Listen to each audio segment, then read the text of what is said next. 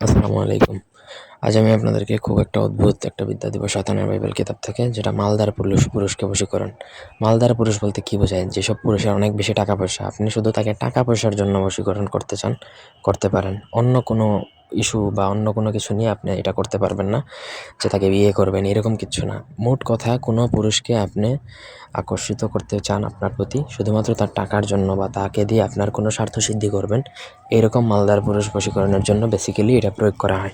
আশা করি পারপাসটা বুঝাইতে পারছি যে এটা কোন ক্ষেত্রে এটা প্রয়োগ করা যায়। সোজা কথা, আপনি আপনার অফিসার বসকে করতে পারেন, এমন কাউকে করতে পারেন যার অনেক টাকা পয়সা, তার সাথে আপনার সে সম্পর্ক হলে তার থেকে আপনি টাকা পয়সা বা ফাইন্যান্সিয়াল ব্যাকআপ পাবেন বা এই ধরনের কোনো সহায়তা পাবেন, তখন চাইলে এটা করতে পারেন। কারণ বিদ্যাটার মূলত কার্যকরী হচ্ছে যে মালদার পুরুষকে নিজের করা, নিজের কাবুতে আনা। ঠিক আছে, পরে আপনি চাইলে তাকে বিয়ে করেন বা যা করেন, ওইটা অন্য চ্যাপ্টার, কিন্তু মূলত হচ্ছে এটা মালদার বা তার থেকে স্বার্থসিদ্ধির জন্য। তো যাই হোক, তার জন্য অবশ্যই এই নকশাটা নিজের শরীরে লিখতে হয়। এখন আপনার শরীরে আপনি লিখতে পারবেন না, কাউকে দিয়ে লিখাতে হবে। এটা আপনি উলঙ্গ অবস্থায় যেভাবে দেওয়া আছে নকশাটা সেইভাবেই লিখতে হবে, এবং নকশা লিখতে হবে হচ্ছে অরিজিনাল কামসিঁদুর দ্বারা। শুধু কামসিঁদুর দ্বারা লিখলে হবে না, কামসিঁদুরের সাথে আপনাকে জাফরান কালি মিশিয়ে লিখবেন, নাহলে কামসিঁদুর দ্বারা লিখা পোষাবে না।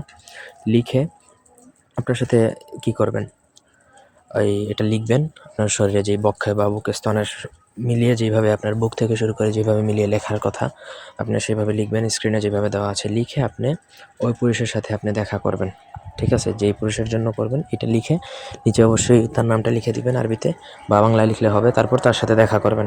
দেখা করার পরেই কিন্তু সে কিন্তু আপনার জন্য অস্থির, বা আপনাকে দেখে সে এক কথায় পাগল পারা হয়ে যাবে, আপনাকে ছাড়া কোনো কিছু বুঝবেই না। আর যদি এই নকশাটা বুকে লেখা অবস্থায় তাকে যদি জড়িয়ে ধরতে পারেন বা তার শরীরে টাচ করতে পারেন, তাহলে সে মোট কথা যেই হোক না কেন, যদি রাজা বাদশাহ হয়ে থাকে, তাহলে কিন্তু আপনার পদতলে চলে আসবে। ঠিক আছে, এটা স্বামীর জন্য করা যায়, প্রেমিকের জন্য করা যায়, তবে এটা মূলত হচ্ছে মালদার, যাদের অনেক টাকা পয়সা, ওদের ক্ষমতা, এই সকল পুরুষদের জন্য মূলত এটা বেসিক্যালি প্রয়োগ করা হয়। আশা করি বুঝাইতে পারছি। তো এই ছিল আজকের ভিডিও। ধন্যবাদ সবাইকে। আল্লাহ হাফেজ।